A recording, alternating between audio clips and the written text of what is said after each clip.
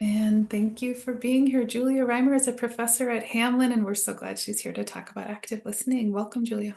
Thank you. Well, I'm really glad to see so many folks here. Appreciate your participation.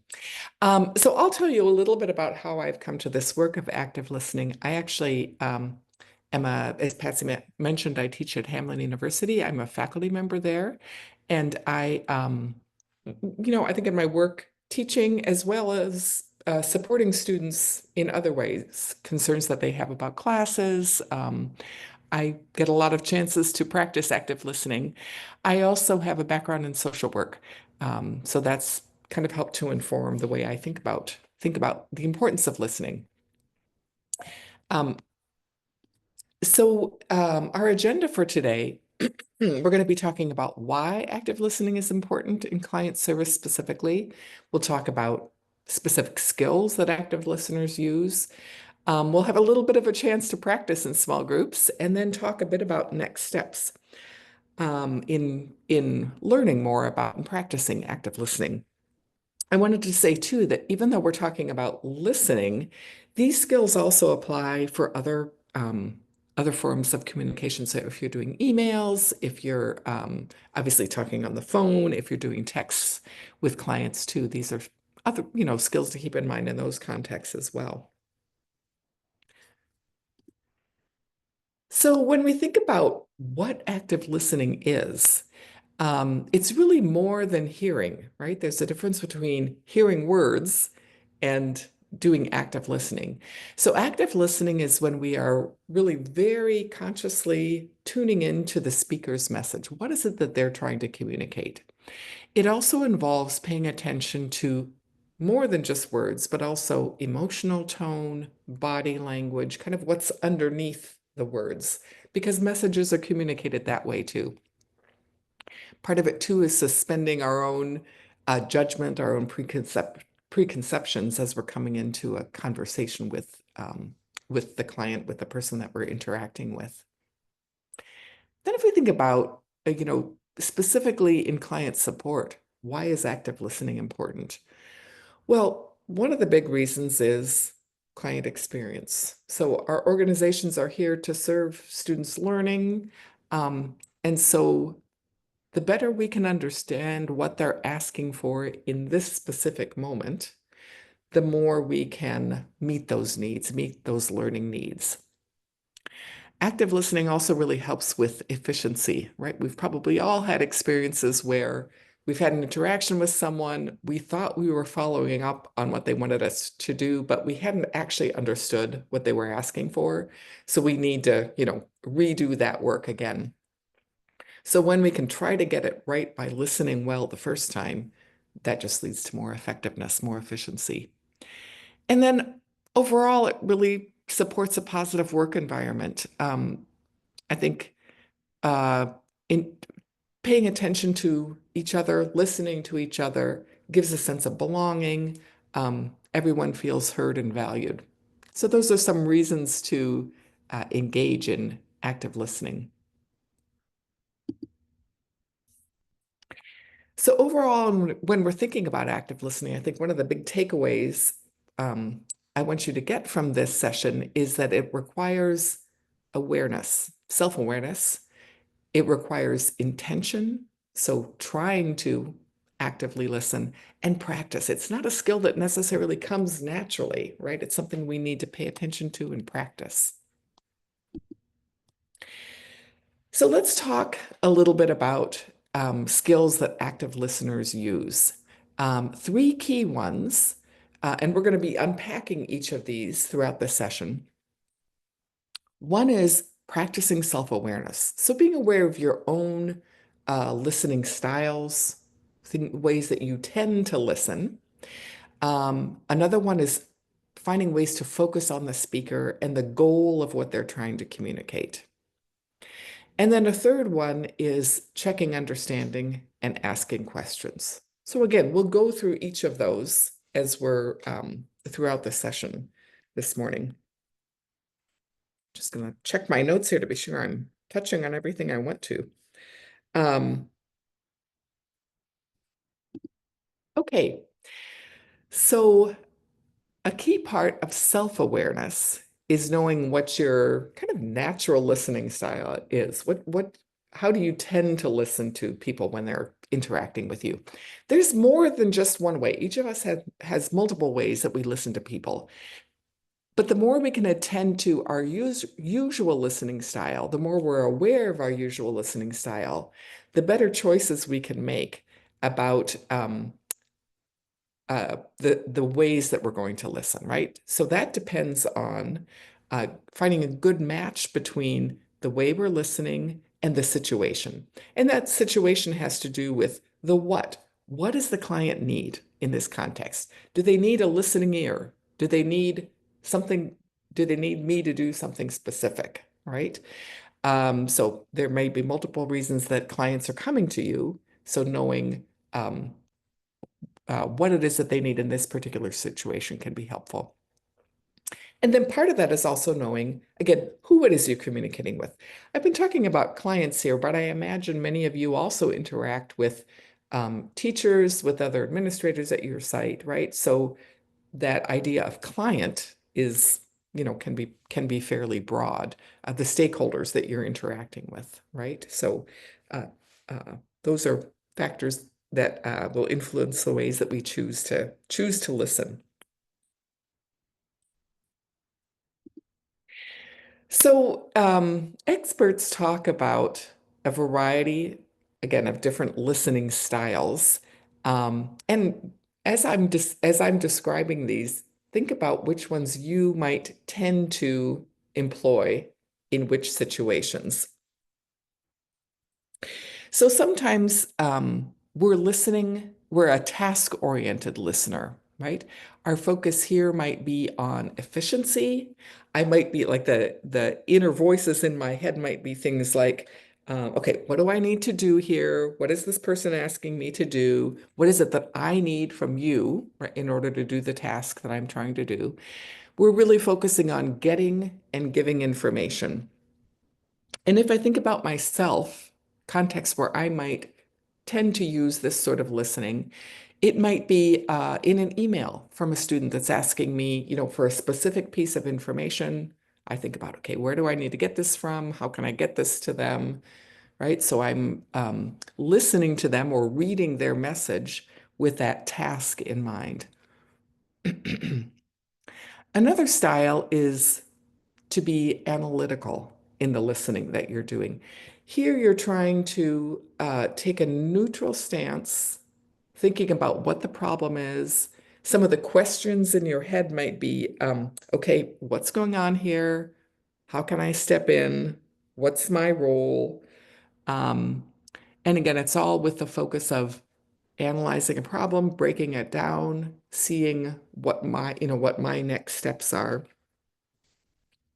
And if I think for myself about where I might use this kind of listening, for me, it's oftentimes in meetings of groups, um, maybe a certain committee that I'm on, a task force that's trying to get something done. So again, I'm trying to think about what the problems are that we're talking about. How can I step in? And again, sort of taking a neutral stance there. Another type of listening that we're all familiar with, that we all practice, is being a relational listener. And this, we're really focusing here on the emotions. We're trying to make connections. Again, some of the questions in your head might be, okay, how are you feeling? How can I understand what your feeling is? How can I respond to the emotions? How can I help you feel comfortable in this context?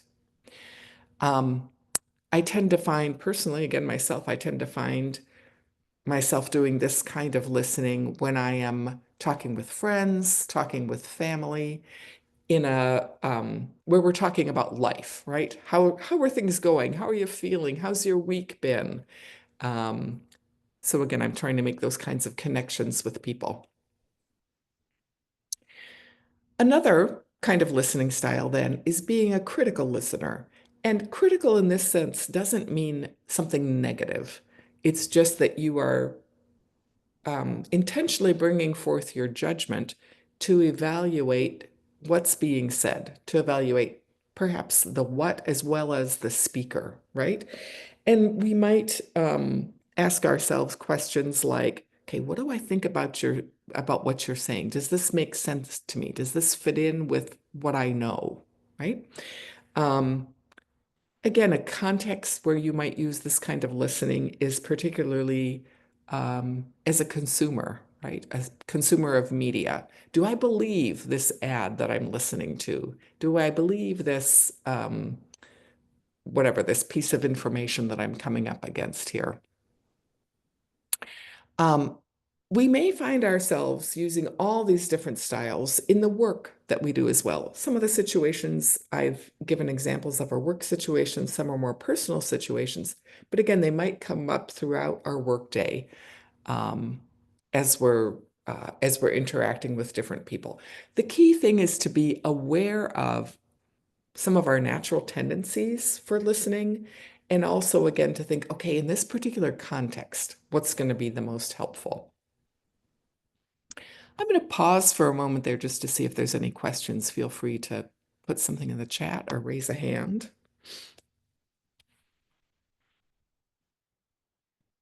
Okay, continue on here. Um, so we may have really good intentions for listening, doing active listening, but sometimes there are things that get in the way of being able to listen actively. Um, some things we commonly find are the environment, right? We work in contexts that ask us to do multitasking.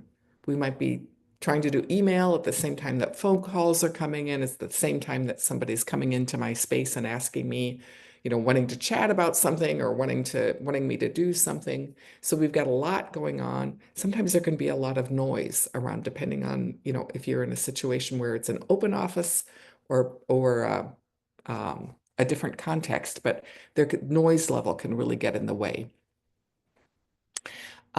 Personally, for myself, I find that the noise level is a real factor for me in that really gets in the way of my being able to actively listen. No matter who it is I'm interacting with, if I can't hear very well, I just tend to tune out. So I need to do things like closing the door, saying, hey, can we move over to a different spot so I can hear you better? So again, we want to attend to some of those environmental contexts that can get in the way of actively listening. Sometimes there are internal factors as well. We've all had days where we just have emotional distractions. I'm worried about something stressful has happened in my personal life, or I just had an uncomfortable interaction with a coworker and I'm really thinking about that. So it takes me away from focusing on the moment, the person that's in front of me here. Sometimes there are physical distractions. I haven't slept well, I'm hungry, whatever. It gets in the way of me being able to listen as attentively as I'd like to. Sometimes also we have preconceptions about the person who is, coming in front of us and asking us to do something. Oftentimes for myself, those preconceptions might be based on interactions I've had with this person before. So oh, I know you always come in here, you ask me for this, I just might not be as available to that person. So I have to again try to set that aside so that I can do some active listening. And then personal skills are part of it too. Maybe I just am not prepared. Maybe I'm kind of starting to understand what active listening is, haven't had a lot of chance to practice. Um, so that's one of the things we're trying to work on in this session today is just again bringing up um, uh, an understanding of what those skills are that are involved in active listening.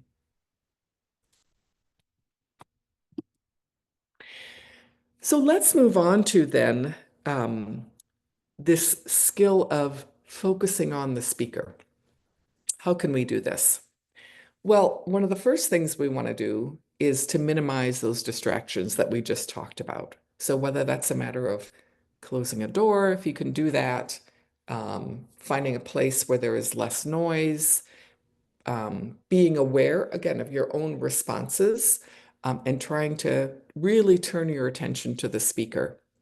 Um, Part of that is also, putting down a cell phone, turning away from your computer and just looking at the person that you're interacting with.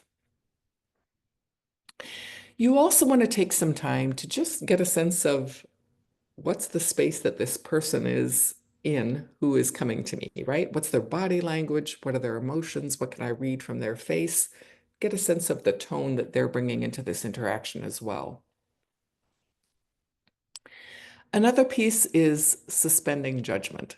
So, as I said before, sometimes we enter into a conversation with someone with preconceptions, maybe based on um, other interactions I've had with them in the past. I might need to consciously tell myself, okay, I'm really going to focus on this interaction that's right in front of me here. I'm not going to pay attention to the messages that I'm bringing from previous interactions with this person. I'm really going to, again, try to bring myself to the present moment, focus on this person in this interaction right here. As I'm focusing on the speaker, one of the things I really want to pay attention to is what is the core thing that they're bringing to me? What is the core thing they're asking for? What is it that they need in this moment that I can respond to? So trying to distill down for myself, what is it that they need? And how does that interact with what my role is here? What can I offer? This last one seems a little obvious, the idea of not interrupting someone while they're speaking, but it's something, again, depending on the context, I find myself needing to remind myself, to just, okay, listen to them first. Don't jump in with your ideas yet. Pause, take a moment, take a breath, and let them finish their thought.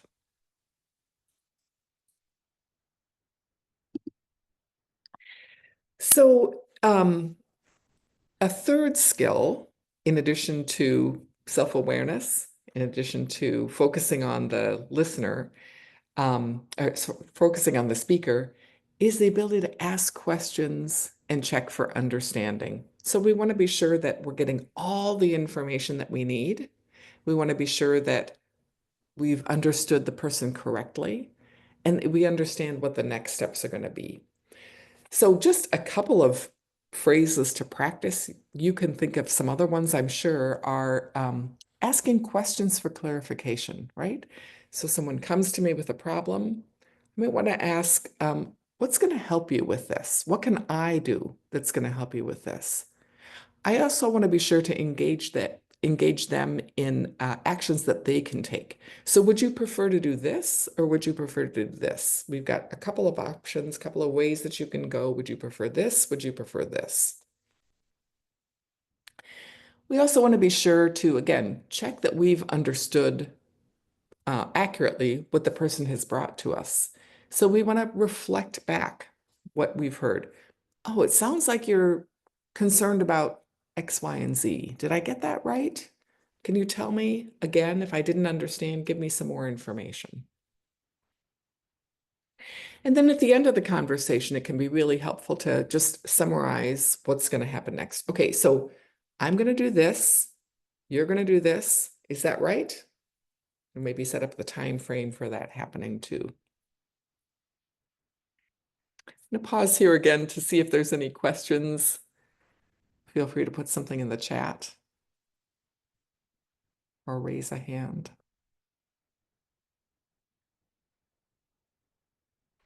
Okay, let's move forward then. We'll spend some time doing practice now. So we're going to break into small groups with 3 people. I think we'll take 10 minutes. Um, each partner, so if there are 3 of you, you'll have 3 rounds of this. Okay, one person will be a speaker, one person will be a listener, and then those roles will switch. If you're the speaker, take a moment to think about a typical conversation that you have with clients. What are the kinds of concerns that they bring to you, the kinds of questions that they bring to you, the kinds of situations that come up? If you're the speaker, you are going to be the client in this situation, okay? When you have the listener role, you're going to practice some of those skills that we just talked about. Self-awareness. How am I listening to them? What are the messages that I'm telling myself? Am I listening critically? Am I listening to the emotional tone? Am I listening for, efficiency, problem solving? So try to pay attention to some of your the messages that you're giving yourself, or the questions that you're asking as you are, in your mind here. Again, you want to focus on the speaker, be sure that you're attending to them, and then ask some of those questions for further information. Being sure that you are understanding what it is they're asking, talking about follow-up. Okay, then after each round, spend a little bit of time giving each other feedback. How did you do as active listeners? Um, so Patsy is putting folks in small groups. We're going to, once you're in groups, we'll project this slide again so that you can see what it is, what your task is again. We'll ask you to monitor time, monitor your 10 minutes so that everybody gets a chance to practice. Questions about that before we move into small groups? Okay, Okay, well, I Patsy. will open those rooms. And just a note to Julia and Jen, you'll be put in a room on your own. Come back to the main room right away, and then we'll do the slides here. All right, I'll open those rooms. You'll be given 9 minutes, and then you'll have 1 minute to wrap up your conversation. So I'll open those.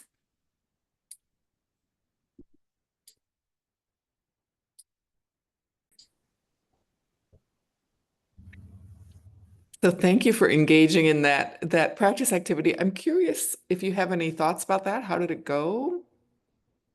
Did you feel like you were actively listening? Was your partner a good active listener? Any thoughts that came out of that?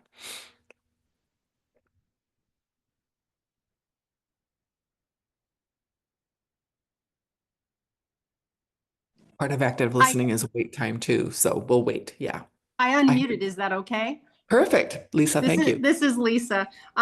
It was very hard. I had a hard time. Like I had to go out of listener mode and into learner mode because I realized I had screwed up and I was about to say something that wasn't what I was intending to say. Like my intent wasn't to insult the person. But I had to think. Probably had to stop and think more about what I needed to say. Yeah. So Yeah, yeah, it was Lisa. hard. Thank you. Thanks. And I think we were just talking while those of us that were left in this room were just chatting a little bit about how uh, even with good intentions, it can be hard. It takes real attention to do this kind of listening and uh, to put aside those distractions and to be in the moment with that person and to um, yeah, tune into what they need. Anybody else have a thought? There are a couple things in the chat, Julia. People saying it was good, but as always, more time and practice would be important. And then another person saying it was challenging. Yeah, yeah. Well, this is a skill you can practice. And there's in a little bit, I'm going to have some further resources that you can look at too. So we'll talk a little bit more about that. But again, thanks for engaging in that practice. Um, so another aspect that we haven't talked about yet is how this translates across cultural differences, right? Across language differences. Many of you are working on a regular basis with folks who have multilingual learners, right? Folks who are multilingual learners who speak more than one language. English is not their home language. A lot of these things you know, but it's just helpful, I think, to remember that using simple language is really important, direct language. It doesn't mean dumbing things down, but it just means paying attention, again, self-awareness, right? Um, avoid using idioms. Uh, slow down your speech a bit, not to the point that it's um, sometimes overly enunciated can be a problem too, but just slowing things down a bit.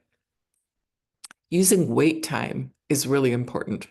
So not moving on right away after you ask a question, giving the person a chance to process what what they're trying to say, and translate that into English in some cases.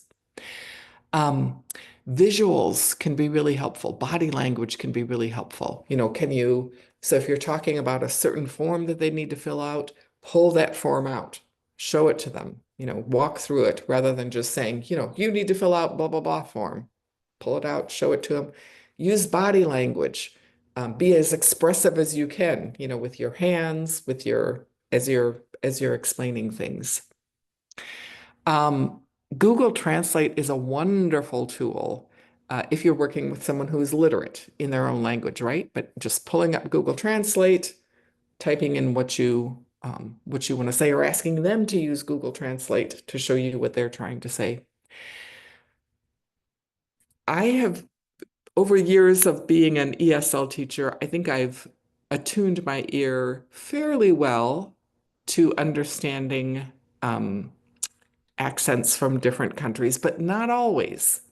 Sometimes, much to my embarrassment, I just can't understand what a person is trying to say. In that case, having them write it down can sometimes be helpful. Um, but I think, um, yeah, I'll just say that that is a point of embarrassment for me, and I try to not put that onto the person that I'm talking to, but rather see that as something that I need to work on myself. Another thing that's important too is checking their understanding. So we talked about an active listening skill is checking that you are understanding what the person you're interacting with is trying to say, but part of it also is being sure, okay, did you understand what I'm saying, right? So if we're talking about registering for classes, I go through it, I explain it, and then say, okay, so tell me what you will do. What's the first thing you will do to register? And just as much as possible, have them tell you what they understood. I'm going to pause for a moment here to see if anybody has anything else from your experience, that you really want to add to this list that you have found helpful in communicating across language differences. I'm just wondering, Julie, if you can speak to kind of the nonverbals in that space as well. I mean, I think how close people in physical proximity plays a role here, and eye contact. Can you say a little bit more? Thanks for that question, Patsy. I think that is a really key thing, particularly in the way paying attention to how we interpret those aspects of body language, right? So sometimes, as a Midwesterner, sometimes somebody coming into my space, standing too close, I might interpret that, okay, what feels too close to me, right? I might interpret that as aggression or anger or something, right? Same thing with tone of voice. Sometimes I interpret someone's words that are very direct as being aggressive. And they may not be. It just may be a difference in the way that someone uses their space, right? Uses their physicality. Eye contact, of course, expectations vary across cultures related to that as well. So I might feel someone is being shy, someone is being perhaps a little shifty is the word that comes to mind. That's not exactly what I want to use, but just, uncomfortable if they're not making eye contact with me, but it just might be a matter of that's not the pattern that they're used to, that the person is used to. Okay, let's move on. So a couple of resources that I wanted to leave you with, and by the way, these slides are going to be shared with you with the materials from the conference. There's a link to a quick self-assessment about your listening, right? So you can rate yourself. How often do I engage in these, certain activities when I'm listening? That might give you a sense of areas that you want to focus on practicing and building up in particular. There's a short video here on tactical empathy that goes into further depth on some of the skills that we've talked about. and why they're important. And then if you are interested in bringing the idea of active listening to your team more broadly, this last link here has some active listening exercises that you can engage with either as a team or one-on-one with someone to practice some of these skills further. All right, that's all I had. I would welcome questions. Anyone has any further thoughts? Again, if somebody has suggestions for interacting across cultures too, this would be a time to share some of those. So I'll leave it open. And again, feel free to unmute yourself and ask a question that way, or Jen and Patsy, if there's anything in the chat, you can let me know that as well. Will do. I don't see anything yet, but people might be typing, or feel free to just unmute and ask a question.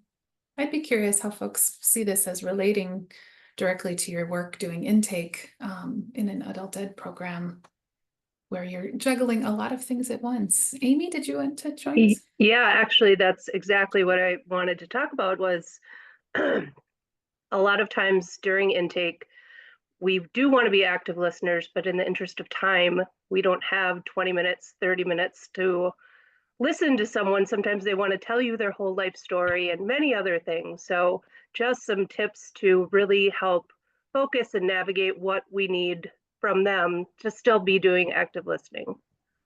That's a great question. And of course, we all have different speaking styles in addition to listening styles, right? And there are some folks who just really find the need to elaborate a lot, right? I think having a really clear, stating really clearly and kindly at the beginning, we have 10 minutes. I need this kind of information from you. So we'll start with this, we'll do this, we'll do this. If there's time at the end, I'd love to hear more. But I think, just being really clear right up front about kind of the parameters around that interaction with the student would be one thing I'd suggest. I think there are also ways to politely interrupt something that's getting a little long. This sort of, wow, it sounds like blah, blah, blah, blah, blah. Can we get back to this question? Can we get back to this piece here? It sounds like, so doing just a little bit of reflection, but also trying to bring back to this is the piece that we need to get done right now. I don't know, Amy, does that feel like that would be doable at all? Yeah, that's really helpful. Because I never want to feel like I'm cutting them off, but trying to redirect and just get back to the task at hand. Yeah. Yeah. Thank you. Yeah, good. Anyone else? I'm not seeing anything in the chat, and we are almost at time. Okay. Jessica, unmuted. Go ahead. Yeah, just to add to that, I think in addition to kind of giving them a time frame of like, hey, we have this much time to do what we really need to get done, I feel like we also have to be aware of whatever issue is going on with them and how important it is at that moment too. And maybe kind of gauge that to see, is this something that needs to be addressed right now, or can it be put off a little bit later? Really good insight there, Jessica. Thanks. Right. So again, it's part of what is happening in this moment. How do we address this moment? Yeah. All right. Well, I see we are at time. Thank you so much for your attention and for your attention to each other during the practice. Great. Thank Hope you have so a good much, rest of the Julia. conference. Yeah. I'll end the recording.